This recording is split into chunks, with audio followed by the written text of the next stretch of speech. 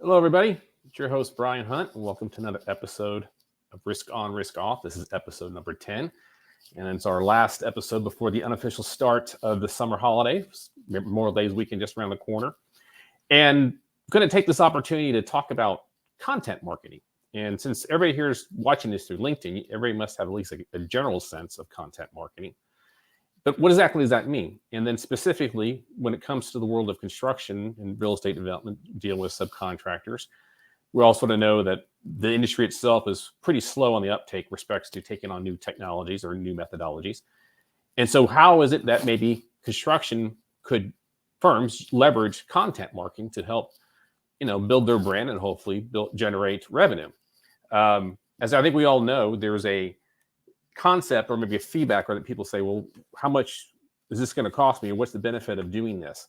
And I think I'd argue that's maybe not necessarily the right way to think about it. It's more like developing your brand. And specifically, this gentleman I'm about to have on here is Jonathan Carr. I actually saw him post something back in the holidays that he does respects to his background with working construction firms that really made a lot of stuck with me, in the sense that the concept of what return on investment is not necessarily clear in the cut. As far as if I spend $5,000 on marketing, I'm going to get X amount of revenue, because I don't think it really works that way. Actually, I was listening to Scott Galloway recently on a podcast. He was talking about how like the days of Mad Men are gone, in the sense that you could do marketing at spend and therefore generate revenue, but it's more now about the experience and developing your brand. And so when I saw Jonathan's post, I was really taken with it. I go, man, I really want to get him on my show. And so I'm grateful that Mr. Core has actually accepted the time to talk to us. And so without further ado, I'm going to bring in Jonathan into the conversation. Jonathan, hello. How are you, sir? Hey, Brian. Doing very well. How about yourself? Doing fantastic. And I'm excited to have you on here and talk about something that's very applicable to me as far as content marketing and how to leverage it to build your brand and your position in the marketplace. But before I even go down that road, Jonathan, I want to spend a little time talking about yourself and your background. But one question I always try to ask at the beginning is, so Jonathan, like, I think you're a little younger than me, but not ton much. But you probably remember this game. It's like, we're in the educational game. Where in the world is Carmen Sandiego? So if I was to say, where in the world is Jonathan today, where would that be? Today, you said? Yeah. Yep. Yeah. So today, I am obviously, as Brian has mentioned, I create content for construction companies. I'm currently based at it here in a city in Washington State, east of Seattle, called Bellevue, Washington. And have been just creating content for contractors the past few years, and I've really enjoyed it, specifically within the commercial realm. But yeah, that's kind of what life's been looking like right now the past few years. Awesome. So Jonathan, let's talk about, before we get into what you're doing now with your firm. Let's just talk about your background. As far as we were talking a little bit earlier, obviously did you grow up in Washington State? Yeah, born in Seattle, raised in a city south of Seattle called Renton, Washington. Okay, so you've been seeing the growth of the town firsthand over the past couple. Oh yeah, for sure. It's obviously a few years ago, Seattle was referred to as Crane City, and it was true, because anywhere you're in the city, I'm sure within a few blocks you'd see a crane. And so yeah, I've definitely seen the growth within the city and even the outskirts. Excellent. And so I think you were telling me your father had a commercial painting firm. Is that correct? Yeah, so he had a small residential, and then doing some commercial projects, basically tilt-ups type projects when I was growing up. So yeah, I definitely grew up in a construction family. So obviously you kind of saw firsthand when your father was doing this, you probably know me better than I do, just how, construction can be very similar as far as they like to stick to their ways and not necessarily open to change or new ideas. Is that a fair statement? Yeah, no, I would say across the industry, I would say that's very fair with my dad. Given his upbringing and his background, he was really scrappy and just trying to make something work. And as you see a lot within construction. And so specifically for him, though, like it was really cool to see, like, kind of work for him, alongside him. Because, during the summer, basically this is kind of during high school. If I wanted, if I wanted to get clothes for the new school year, I had to actually get to work and work the summers with him. But honestly, it taught me a lot about just his approach to business building and basically building on his whole process. So I definitely had firsthand experience with that. Awesome. So I'd like to talk quick because obviously grew up in Washington. And you and I are talking offline. You obviously you've got a creative background, and to the point where you spent some time at the Berklee School of Music in Boston, correct? Yes. Yep. Well, I know firsthand. My daughters both attended a pretty well-known arts magnet school in Dallas. That it is not easy to get into the Berklee School of Music, but and which I found creative though. But you said, if you're correct me if I'm wrong, you picked the first time you picked up an instrument was about say 3 or 4 years before you applied. Is that correct? Yeah, 3 or 4 years before I applied, basically the beginning of my freshman year, my dad signed me up for a music school, which basically was on Saturdays, and from there, basically picked up. It's a weird story, but basically the short story for it is picked up an instrument, wanted to quit 3 months in. Somebody somebody kind of called me out, said something about like, what are you doing here and all that sort of stuff, and like basically doubting my abilities. And I would say that was a chip on my shoulder that basically allowed for me to catapult. Like I became hungrier, and like obviously I would have Saturday schools, but then I would just outside of that, I would just be focused music all the time. That's all I would do, be playing in different bands, stuff like that. That's all I did. And basically by my last semester, the last 2-year program, I was just sitting in the back of the classroom because I had already learned everything that they had taught. And so I'm basically sitting back there and just preparing for my final, which was some sort of performance. And so then eventually, auditioned for Berklee. That was the most nerve-wracking experience I've ever had. We're at a place in Seattle called the EMP. It's the Experience Music Project, something like that. Okay, I know that is, yeah. Yep. And so in one of their huge rooms, and I played my song. They asked me a lot of questions. They interviewed me, all that sort of stuff. And luckily, a few months later, got accepted and went out there. And like you mentioned, spent some time out there, and it was incredible just being around the best musicians in the world. So what music instrument did you get in playing? I'm curious. So I came in with electric guitar. Wow. And that was the only instrument I played then. But now I play drums, piano, bass. As you learn, one, then it becomes easier to learn more. But that's where I initially started. Awesome. So how did you make the transition from music and say to marketing? Yeah, and it's interesting because my career trajectory was heading towards music only, but a few years ago, I got married, and I'd always had an itch to be in business. Like I mentioned earlier, my dad had his own painting business, and so just seeing him out there making something of nothing, something that didn't happen before, and then now having a team of employees on different projects, all sort of stuff, was incredible. And so I definitely that entrepreneurial spirit rubbed off on me, and so eventually transitioned from music into the professional world. Basically, long story short is I researched a lot of different like verticals within business, because obviously there's the marketing side, which I'm in, but then there's operations, there's sales, there's customer service. There's so many verticals, and I basically spent like a month or two kind of research all of them out. And so basically eventually landed. I realized I love business, but I'm also creative because I'm a musician. So how do I bring those together? Ultimately in marketing, eventually got the opportunity to work through a relationship at a commercial construction subcontractor here in Renton, Washington. He gave me a shot, and it was definitely a gamble for him because, prior to that, I don't have a trajectory before that years, prior, because my experience was in music. But by that point, he gave me a shot, and after a few years, we were able to build a full marketing program that I think has ultimately giving me the framework to be able to do what I'm doing now for other contractors as well. So let's bring that back for a second, because I find that fascinating. This may be a good way to segment this. So you came in to like you said, a subcontractor based in Washington. You were coming in to help build marketing, and I guess as far as that time, you were also content marketing, correct? Yeah, leveraging social media. So let's maybe dissect that. So you come into an environment, firm probably had very little to no marketing presence whatsoever. Is that a fair statement? Yeah, they had a marketing person prior to me, but it was one of those things where it was like a hybrid, like they're also office manager, kind of doing a little bit of everything. Got it. So then you're coming in with a blank slate, or at least there was something already there. And what was you saying as you were very creative? What were the maybe initial things that you discovered that maybe they weren't doing, or you were trying to advocate they should do, that maybe was going contrary to what they did in the past? I think the biggest thing for me was just kind of first, because especially if you're coming in kind of green and not really understanding the business, you don't want to tell a CEO or CFO or team executives, hey, this is what you're supposed to be doing. Yeah, Like, hey, yeah. who's this guy trying to tell us? So my main goal was to build trust, to understand that, like, the first few months were just understanding the business, because the reality is, like, I didn't have the understanding of their specific business, but even to like the unique aspects that made them themselves. So I Yeah. think after that, it ultimately came down to, okay, what is it that we're trying to accomplish? Who is it that we're trying to reach? And then from there, we're able to reverse engineer a marketing program, which obviously included a lot of social media content, specifically that we would post consistently.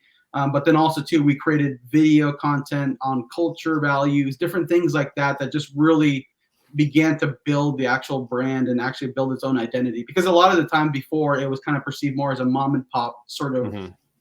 shop, but it's like, no, hey, this is a growing contractor doing some of the biggest projects in Washington, and we wanted to find a way to highlight that and position them as a growing kind of upmarket type of contractor. Right. So you touched on something very well. I think is going to be a common theme we should talk around this show is building the brand. And I don't want to necessarily put your words in your mouth or correct me wrong, but it's not just a question of here we do this project, but you're actually trying to build an understanding of what this company represents or what it does. Is that a good way to summarize that? Yeah, for sure. With brand building, like, think of it like there's two ways of thinking it. Like, one of them is like brand is like a reputation, like that's a good way of thinking of it. But another way that I heard from a different marketer was a brand is like the collective gut feeling you have about a brand. So if I say Coca-Cola, like, what is your instant gut feeling? And I think over time, you're basically like, it's a lot more psychological. It's a Mhm. lot more kind of in your mind. When you think of a specific brand, you have positive, negative, neutral, non-existent perception of them. And so the goal with brand building, yes, to create positive type of deposits within, whether it's your customers or your employees' mind, as a means to, anytime they say your company, they're like, oh, they have a good perception because your brand in this case is a strong. Sure.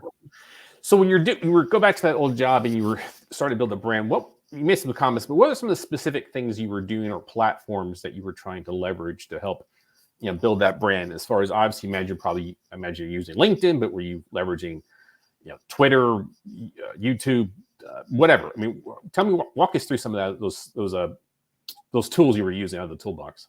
Yeah, for sure. So the tools, I think it was a little bit less about the platforms and the tools, and it was more about the messaging and who we were looking to target. So basically, in a nutshell, just to kind of like give a little bit more context to this, is the contractor, like I said, was viewed more as a mom and pop shop, and basically a lot of their customers or potential customers they wanted to go up market with were viewing them as a small contractor. So maybe they were doing tilt ups or smaller type projects versus a large, several hundred unit multifamily project to maybe a large, in the future, skyscraper. And so the goal here is like, how do we begin to highlight, because it's more about the strategy and the goals, like how do we begin to highlight that, hey, this contractor is not just doing small little projects, but they're doing bigger projects. And ultimately, obviously, like you mentioned earlier, the ROI of social media isn't always clear, but you have to keep in mind, especially too with subcontractors looking to reach out to GCs, they ultimately get to look at a list of bid lists, different contractors. And the goal here is, how do you find ways to create positive touch points, whether it's specifically for that bid or maybe just other projects. And so let's say there's a PM that's following you from a large general contractor, and you're connecting with them, and then let's say your company is putting out different projects that you've done, good, like maybe good case studies, happy people on projects, and then obviously happy customers. Those sort of little things just begin to build over time. So that's basically what we were doing, is like, how do we find ways to show the scale of projects that we're doing to be able to build these positive deposits that ultimately position the brand in a stronger light. And so, like I said, yeah, we leverage LinkedIn, Facebook, Instagram, Twitter. We leverage those. Twitter, I would say, just trying out with different contractors now isn't the best, because normally that's less brand focused. It's similar to like LinkedIn in a sense, but the Twitter is more like kind of person to person. So it's more like your name out there versus the brand name. Yeah. But there's not a lot of, at least from what I saw, commercial contractors out on there. And so basically, like, if I were to put them in order as far as importance from all these, and obviously we did YouTube, I would put LinkedIn at the top, is number one, is probably the strongest for all contractors. Then I would say Facebook is second, because Obviously, contractors also want to be able to, and maybe we can go into this later, but it's important for contractors to also build a strong brand within their own internal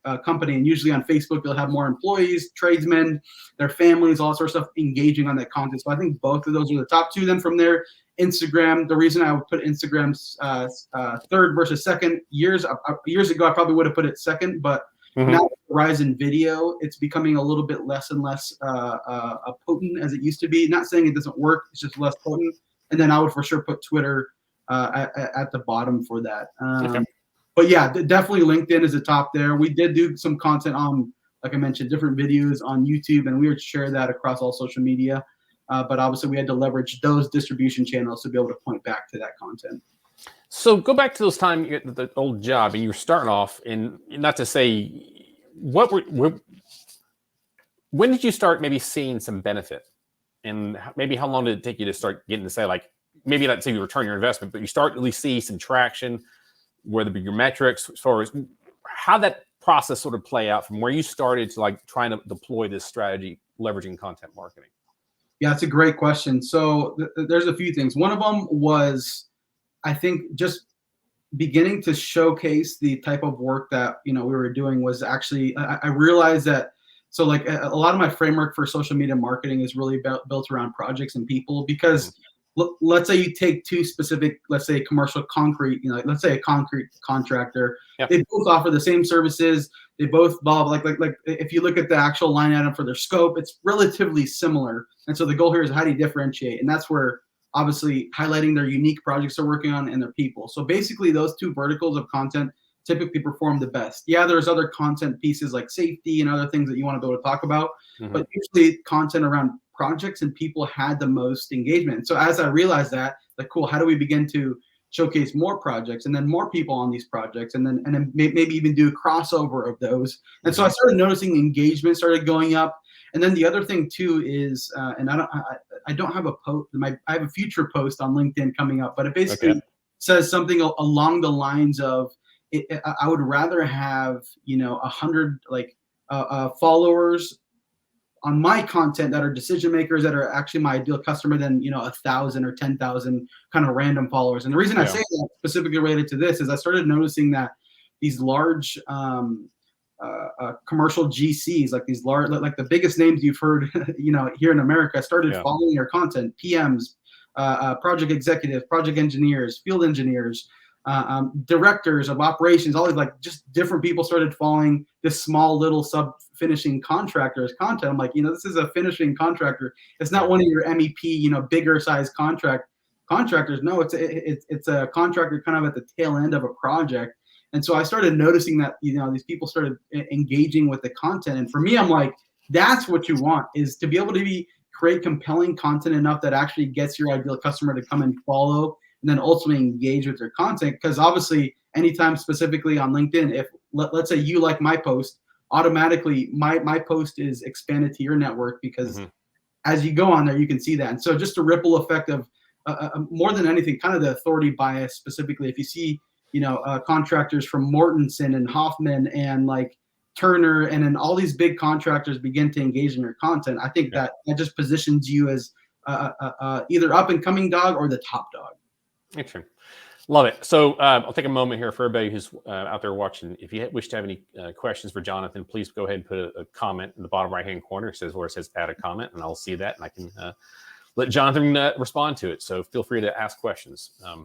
So Jonathan, I'm curious, so going back to that first firm you're working with, what sort of direct engagement were you getting or trying to get, say, from the ownership respects to, having them make posts on LinkedIn or writing articles, doing videos? I'm curious, at that early stage where you're doing this, how much was not only you doing it for the company, but also how much it was being sort of like encouraged by the actual employees to start maybe posting themselves or building up their LinkedIn profiles or providing content as well? Yeah, so to be honest, like there was no really game plan for that specific as far as employee engagement.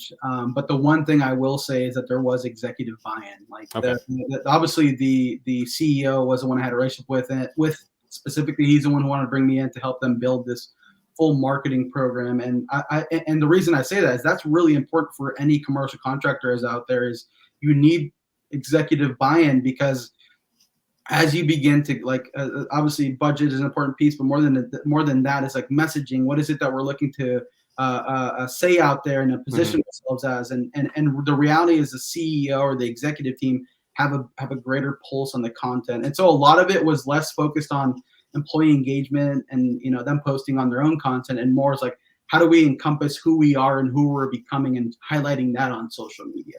Excellent.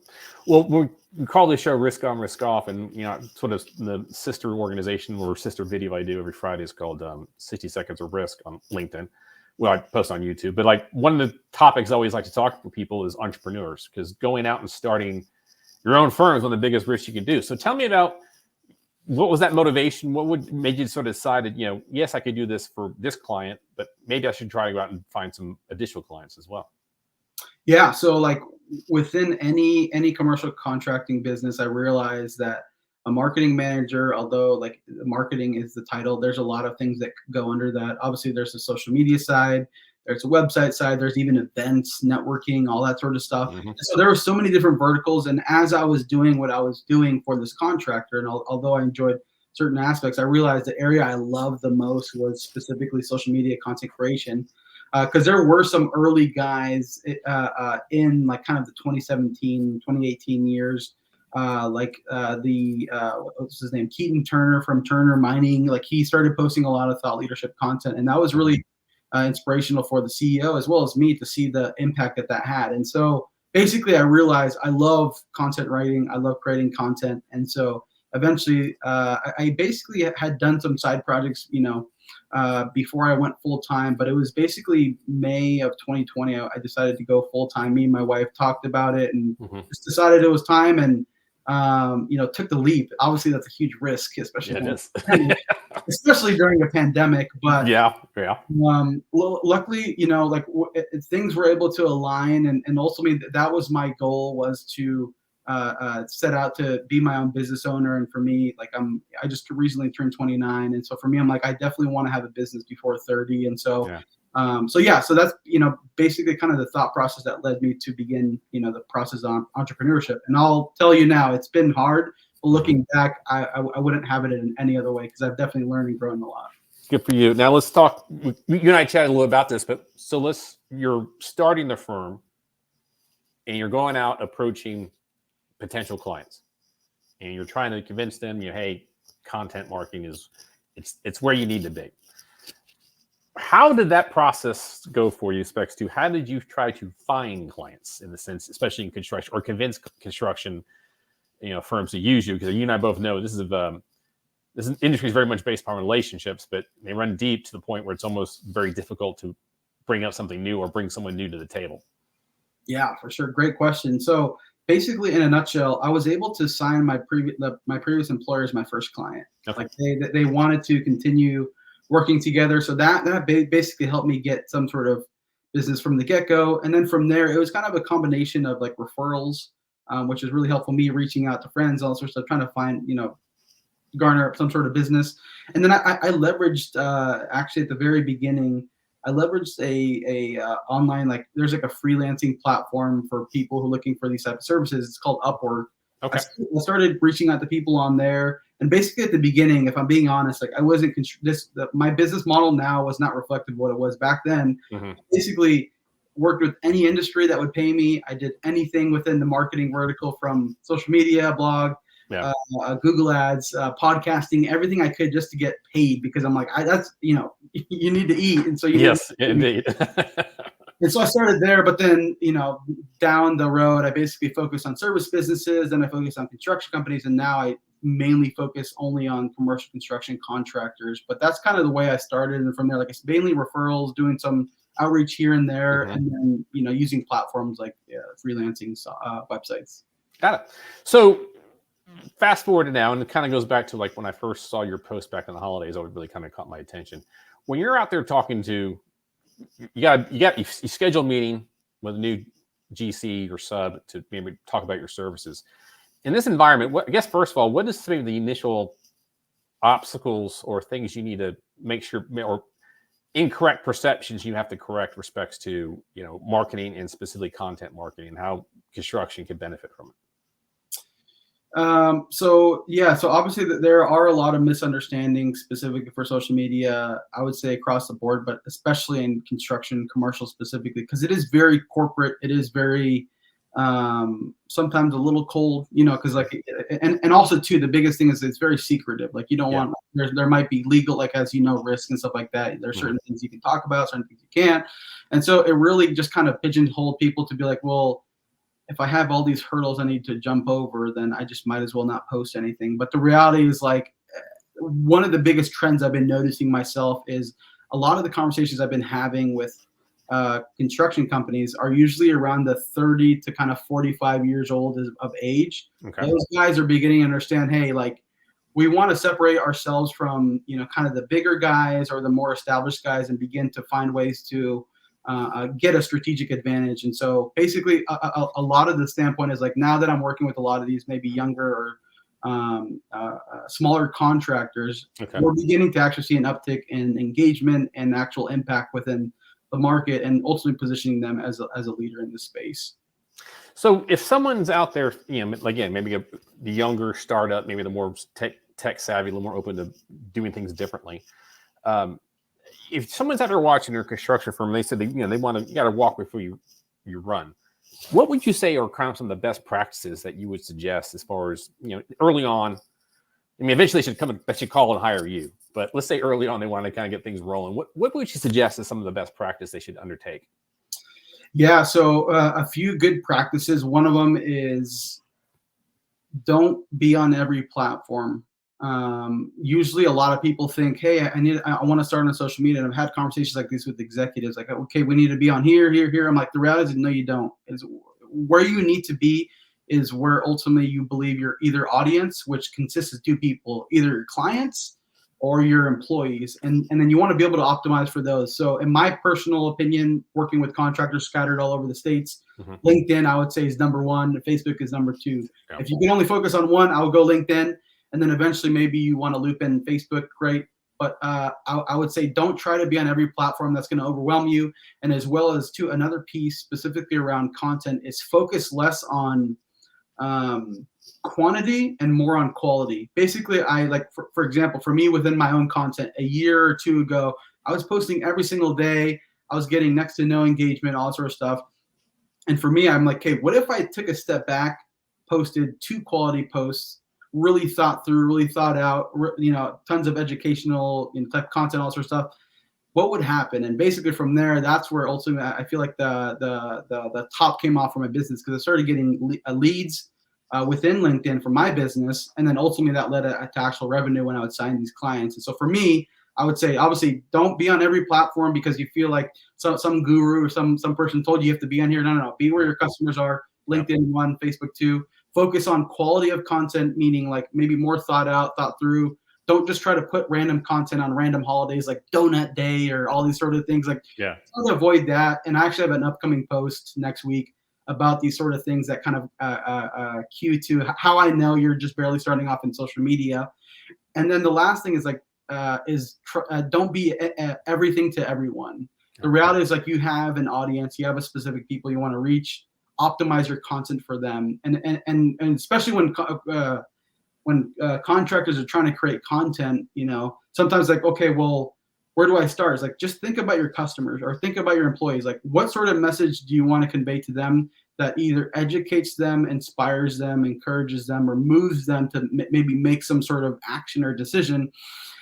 And how do you continue to build that over time? Because the reality is, like, I think a lot of contractors, when they start, it's very self-serving. It's like, okay, hey, contact me, or here's my email. It's very salesy. And the reality is, like, on social media, that's not how people engage. Yeah. And so I would just mainly focus on actually like creating. Don't be everything to everybody. Focus on your audience, whether it be your clients or your employees, who are also your clients as well, who you're trying to convince to stay at your company, considering the labor shortage. So those are the 3 things I would focus on.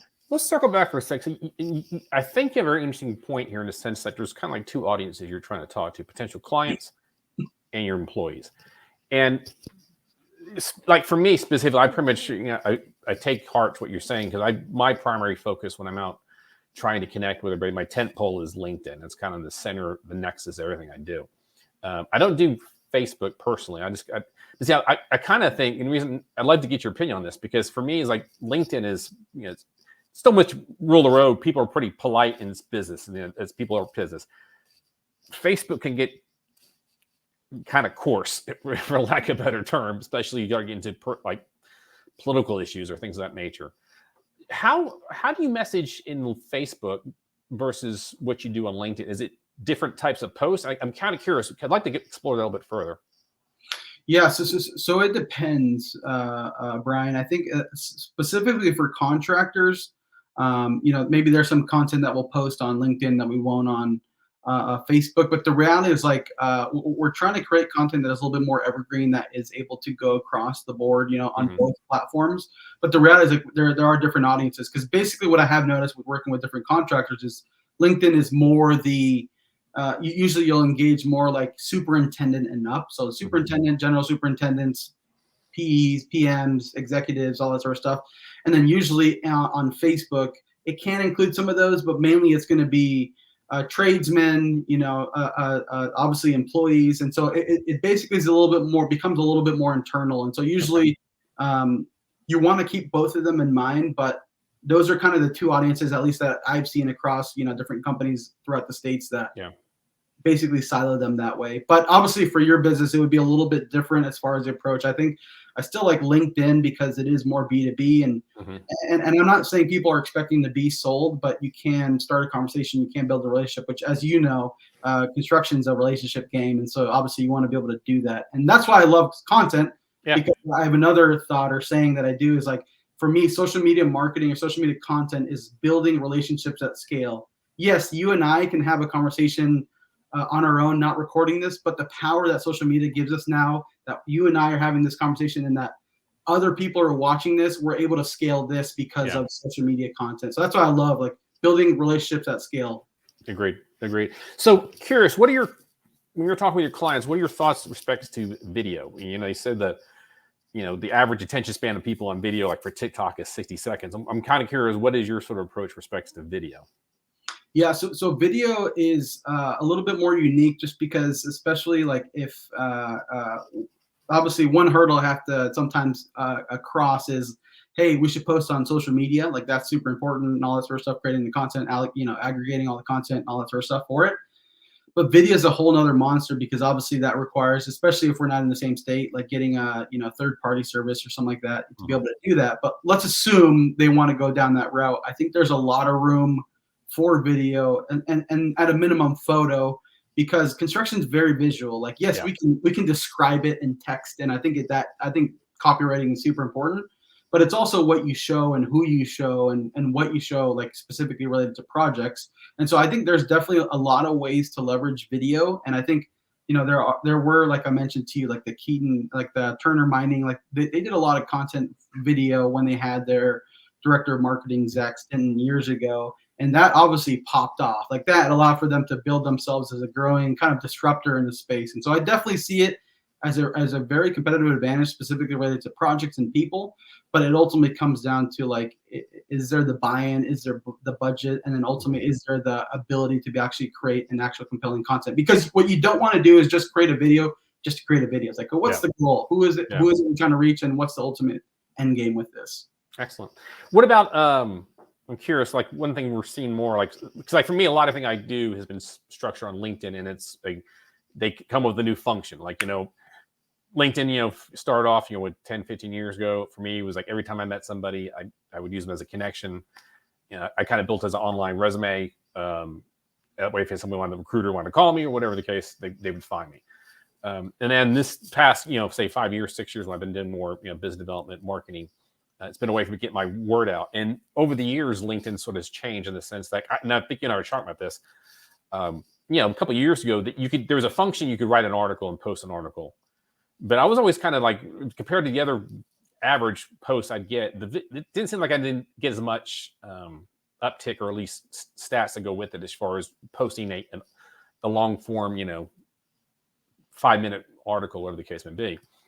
But then about a year ago, LinkedIn rolled out a newsletter function. And so I found that very fascinating because when I decided to go down that route, first of all, I was able to take a lot of my old content and put it out as a newsletter. But when I did the newsletter, like when you activate the newsletter, it immediately shoots out an invite to all your connections. And in that time, I was hovering around, say, 4,500 connections. And you have to actively subscribe. And so now I've gotten to the point where I've got 1,500 active subscribers. But I think that's a function since, like, in the old way, I had a hard time getting 1,500 active subscribers. But with the new functionality of LinkedIn, where it's like an open invite to your network, for me, that's every 2 weeks I'm sending out an email, and it's going out to people who actively subscribe to it. I'm curious, like, are you helping your clients for seeing more written content, like using Substack? What do you kind of see about that? Yeah, so I'm not currently doing or offering that type of service, but I definitely do see its importance. There has been a rise in newsletters specifically. Like if I were to mention newsletters to somebody 5 years ago, they'd be like, "Oh yeah, that one thing that I try to unsubscribe to when people send me emails. Yeah, I don't like that." Now people have changed their minds. We've seen the rise in, like, if you've heard of a company called Morning Brew. They do like a daily newsletter specifically on news, and then they leverage really creative copy to tell you the news.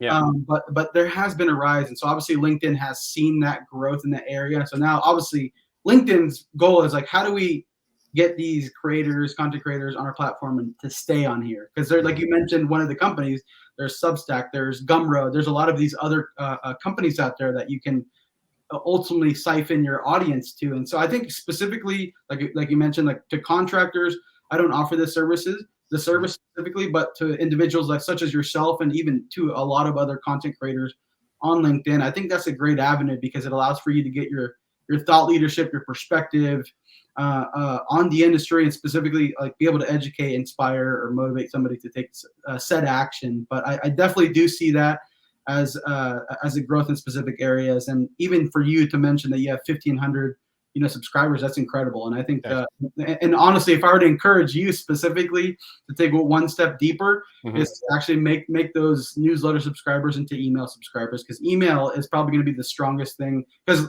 let's assume LinkedIn for every reason gets shut down, or the algorithm gets bad, all sorts of stuff, you always have this group of emails. And I think for a content creator such as yourself, it's important to be able to have those individuals off of social media platforms as well.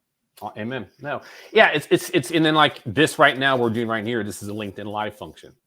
This is something I think they started about within the past 6 months. And I sort of, like, one day I just noticed they have this as a function, and I've been trying to use this every 2 weeks as well to bring individuals like you to come out and sort of provide their information, and it's been powerful in the sense, at least I think it's neat, but also, like, for me, this function, I'm using a third party StreamYard to do this. That makes the connection, and then with StreamYard, I've got the ability to take the video file, download it, which I do later, and post on a playlist for my YouTube channel, all the other Risk On, Risk Offs. But then also with StreamYard, it has the ability to download the audio files. If I ever want to get to a podcast down the road, I could do that, or take this video and truncate it into smaller video clips and use it as for additional content. So to me, it's like you play with it, and you kind of get a little more, you just sort of push yourself every time. But it definitely seems like there's more functionality that at least coming to LinkedIn and other platforms that try to help you, get your message across. Yep, for sure. Right. So Matt, I just want to be respectful of your time here. And so let's talk about, if you were to think about where this vision or future of content marketing is going to go, not maybe just for construction, but just in general. I mean, from your position, where do you see this sort of this push going in the future? I definitely see the commercial construction industry getting more digital, more social, and I'll tell you why. The thing I've noticed, obviously, as within the past few years, is obviously there's an aging workforce, meaning guys are retiring out, but then there's not enough talent or enough people coming in to fill in those roles. And so obviously you're going to have people who are going to be overworked, all that sort of stuff. So we have to find creative ways and strategies to be able to attract people to the trades and to construction specifically at large. And so my perspective is, where do a lot of people, whether it's my age, millennials or Gen Z, where do they hang out? They hang out on social media, and they may not hang out on LinkedIn specifically. They typically hang on, TikTok or, Instagram Reels or even YouTube Shorts. And so I definitely see an avenue there for more contractors to begin to leverage those channels as a means of both like brand awareness because they want to get exposure to their company, but then as a recruitment tool because you want to get people in your company. And obviously, if everybody's just fighting for the same talent, people are just going to be swapping, going flopping here and there. But instead of being able to actually create an avenue for your construction business as a means to bring, new, maybe it is younger kids, or maybe it is somebody who's in the middle of the career who wants to make a switch to construction. You want to be able to be the contractor to be top of mind. And so for me, I definitely see a lot of contractors, at least the ones that adapt social media and digital, like I guess means as a means to be able to like actually attract new talent to build their business. Because obviously, one of the biggest things I hear from contractors when I talk to them right away is they say, "Hey, Jonathan, I have a lot of projects. I have I don't need more projects. I have that whole thing set. Yeah. I just need workers. I need help with people to actually do these projects. Because what good is it to have these projects and then all of a sudden you can't have the manpower? So we need to be able to find a way to bridge that gap. And I think social media is one of the most powerful ways. Yes, there are recruiters. I think they're helpful. Yes, there's other means, traditional means that people go about doing that, job fairs. I think all those sort of things are important. Yeah. But I think if we don't leverage one of the biggest platforms or means that we all engage, because we all go on social media at least at one point throughout the day. If we're not leveraging that real estate as contractors, and I think we're missing a big opportunity. Amen. All right, Jonathan, I got you a couple more minutes. So let's talk a little more about the man behind the curtain. So, Jonathan, when you're not working, what are you doing? When I'm not working, I am right now currently spending a lot of time with my wife. We've been in a really busy season, so we've just honestly just been trying to enjoy each other's company. She works for a nonprofit, so that's mainly what we do. And then if I have more time, I will also be creating music. I'm in a band right now. Okay. So we'll either create music for them or for my own, side projects as well. What kind of band is it? What do you play typically? So I play bass in that because we got 3 guitar players in there, and so I play bass in the band. We're called Blend. We are, if you're familiar with like Radiohead, we're definitely inspired by them a lot. Sort of vibe with a modern twist. So you play up in around the Seattle area, I assume? Yeah. So played around the Seattle area, and as well as we played like in Portland as well. Okay. So, Jonathan, as a creator, I'm curious, in marketing, I'm just curious, when you sort of look for inspiration or best practices, or I'm curious, what podcasts, books, rereading, Twitter accounts you're following, who do you think, if someone's out there trying to get a better sense of how to do this or get involved with this or, best practices, any sort of individuals or groups you would point them to? Yeah, that's a good question. So for me, I think I try to, I say this to a lot of people, is I try to follow marketers who are in technology. Like that's a lot of the content that I consume are from technology marketers because they're usually on the cutting edge. They usually know, they're usually fast to adapt and iterate and try stuff. And especially with construction, it is a little bit slower to adapt. And so as far as like podcasts, I would give 2. One of them is Marketing School. Okay. It's a 5-minute podcast every day. They give different tips and strategies, for business owners of all different shapes and sizes. I think they're really good, but it's really easy to digest. And then another one is Marketing Against the Grain. There's 2 executives, 2 CMOs. One of the CMOs of HubSpot, and then the other one's the CMO of Zapier. That's a great podcast. They've been talking a lot about AI lately, specifically, but they share a lot of hot takes there. And then the last one I would say, podcast wise, is B2B Growth. They have a lot of really compelling content. They're actually a B2B podcasting agency, but they create really good content on the cutting edge of marketing, kind of unpacking stuff. And they actually even take time to unpack why certain viral posts went viral on LinkedIn for marketers. And so they do a lot of that stuff. But as far as like content creators on LinkedIn, I would say the top few are, one of them is Josh Braun. He's a sales guy. Okay. My biggest thing I love about him is he leads with a lot of empathy, understanding. He understands human psychology really well, but his writing is very compelling and relatable. Obviously the biggest, the biggest content creator I would say right now is probably Justin Welsh. He's got, he's really focused on, becoming a solopreneur. He's got really good content out there. And then a third one specifically to marketing is Chris Walker. He's a B2B marketer he was in Boston. I think now he's in Austin. Okay. He creates a lot of good content for B2B. Obviously commercial is B2B. And so there's a lot of, obviously it's more on the tech side, but there's definitely a lot of things that we can glean from those. Fantastic. I appreciate it.